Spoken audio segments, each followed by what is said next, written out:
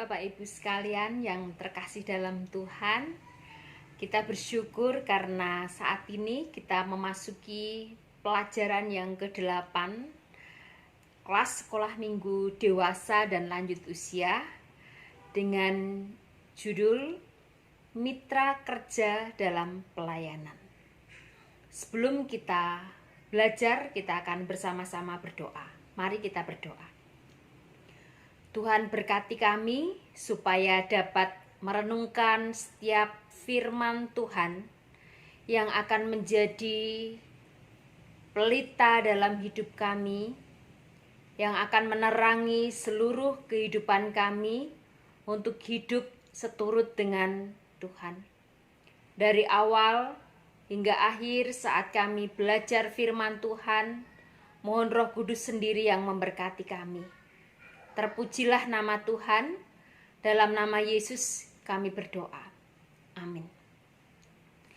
Firman Tuhan yang menjadi dasar pelajaran kita diambil dari Kisah Para Rasul pasal 19 ayat 21 sampai 29, Roma 16 ayat 23 dan 2 Timotius 4 ayat yang ke-20. Dan kita akan merenungkan bersama yang menjadi ayat hafalan diambil dari Filipi pasal 1 ayat 27. Sehati sejiwa, berjuang untuk iman yang timbul dari berita Injil. Pada pelajaran ini kita masih berbicara tentang pelayanan Rasul Paulus.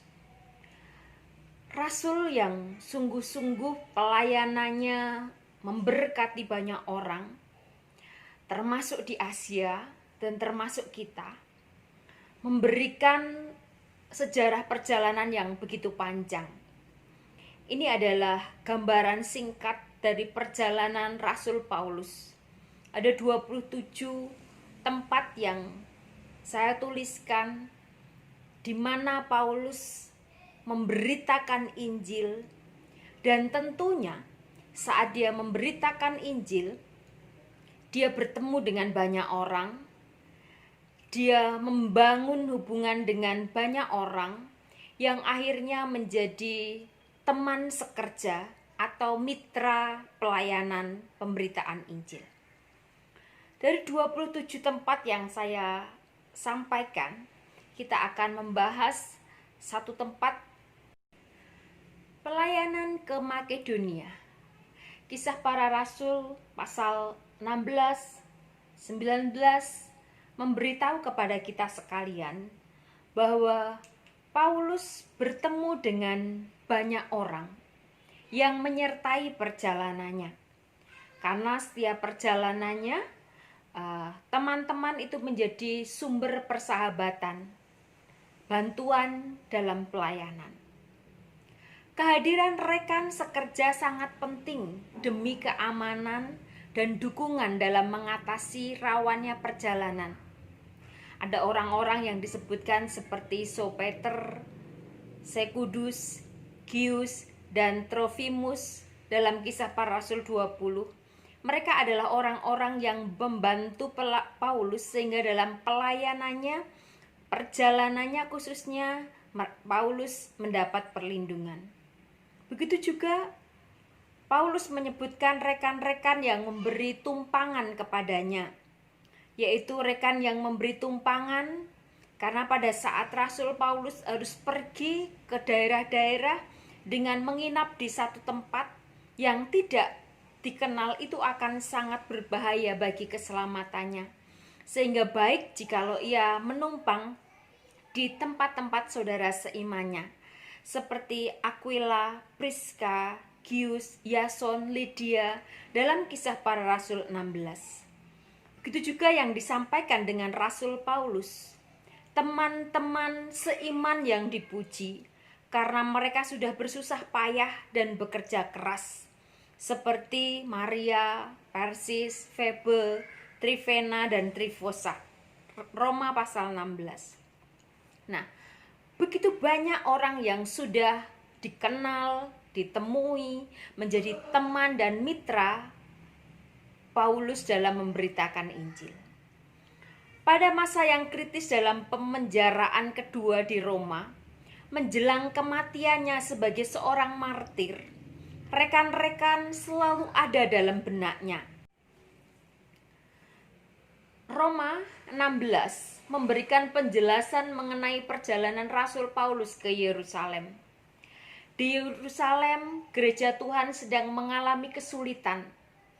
Banyak dari mereka yang menjadi tersingkir, teraniaya, miskin, dan tidak bisa mendapatkan pekerjaan. Mereka disingkirkan oleh karena semakin besarnya pertentangan dari orang-orang Yahudi. Karena itu, di tengah-tengah keadaan sulit seperti ini, Paulus mendorong jemaat Makedonia dan Akaya untuk memberikan bantuan kepada jemaat Yerusalem.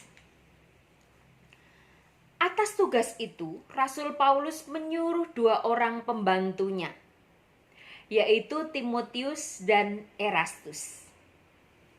Kata pembantu dalam ayat 12 menggunakan kata diakoneo, yang berarti pelayan, dalam arti orang yang melayani atau memperhatikan, namun juga dapat berarti jabatan sebagai pelayan.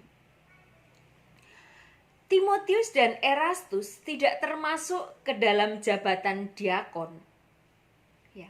Namun dapat juga berarti pelayanan yang memiliki pengaruh kepemimpinan yang luas dan diakui.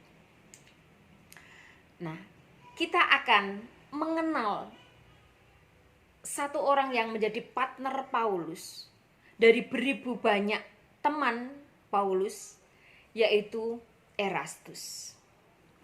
Erastus adalah seorang yang tinggal di Korintus. Ia seorang yang memiliki posisi yang baik di pemerintahan. Kalau di kehidupan kita sekarang, kita bisa menyebut bahwa dia seorang pegawai negeri. Ia mendapat jabatan sebagai bendahara negeri. Tetapi Erastus menganggap bahwa pelayanan sebagai hal yang harus didahulukan. Dikatakan bahwa dia meninggalkan Korintus bersama dengan Timotius, diutus untuk melayani ke Makedonia. Tentu mereka sangat sibuk dengan pekerjaannya. Jadi sebagai bendahara negeri yang memegang keuangan, memegang kepercayaan dari pemerintah, tentulah Erastus ini sangat sibuk. Diperlukan oleh banyak orang di pemerintahan. Tetapi dia bisa membagi waktu dengan baik, sehingga pelayanannya membawa banyak orang untuk mengenal Tuhan Yesus. Erastus melakukan pelayanan tanpa mengeluh. Bahkan ada sebuah tulisan yang ditemukan di Korintus, bahwa Erastus membuat jalan dengan biaya sendiri sebagai penghargaan karena pengangkatannya sebagai pengawas perumahan pemerintah. Saudara yang dikasihi Tuhan, kita tahu bahwa di dalam melakukan tugas di Makedonia dan Akaya untuk mengumpulkan sumbangan kepada jemaat di Yerusalem, itu bukan pekerjaan yang mudah, yang harus diemban oleh Timotius dan Erastus. Tetapi akhirnya kita dapat menemukan bahwa pelayanan Timotius dan Erastus ini sungguh-sungguh berhasil. Mereka dapat menyelesaikan tugasnya di Makedonia dan Akaya. Dan pelayanannya ini sungguh memberkati banyak orang. Timotius melanjutkan pelayanannya dengan mengikuti Rasul Paulus ke Yerusalem. Tetapi Erastus tetap tinggal di Korintus. Dengan tinggal di Korintus, kita dapat mengerti bahwa sesungguhnya Erastus ini melakukan pelayanan yang amat rumit, amat sulit.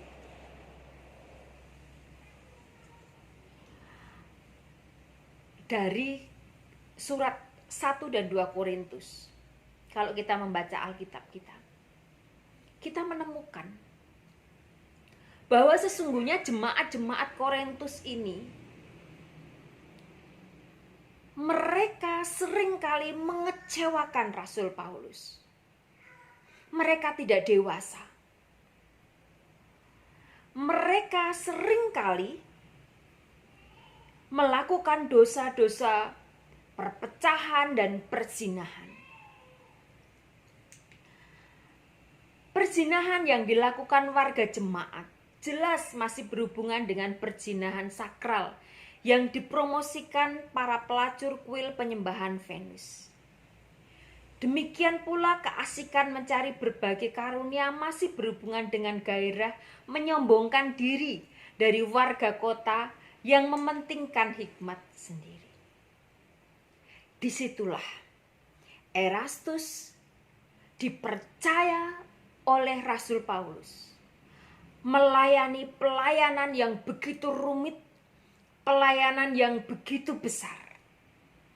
Sedangkan ia sendiri adalah seorang pegawai negeri, seorang pejabat pemerintah yang tentu sibuk dalam pelayanannya. Karena itu saudara yang dikasihi Tuhan, mari kita merenung bersama bahwa sesungguhnya siapapun kita bisa melakukan pelayanan pekerjaan Tuhan. Bapak Ibu yang dikasihi Tuhan, mari melalui pelajaran yang ke-8 ini kita membangun diri untuk menjadi mitra kerja dalam pelayanan. Baik kita mempercaya kepada orang-orang ataupun kita bisa dipercaya. Jika Rasul Paulus mempercaya Erastus dan Erastus bisa melakukan pekerjaan pelayanan dengan baik, mari kita berlaku sedemikian rupa. Kita percaya kepada orang lain supaya orang lain bisa menjadi berkat. Dan jika kita diberi kepercayaan, lakukan dengan baik. Jangan merasa bahwa saya ini sibuk, saya ini sudah mampu, saya sudah hebat. Tetapi mari sebagai mitra dalam pelayanan kita bergandengan tangan bersama. Semuanya untuk kemuliaan Tuhan.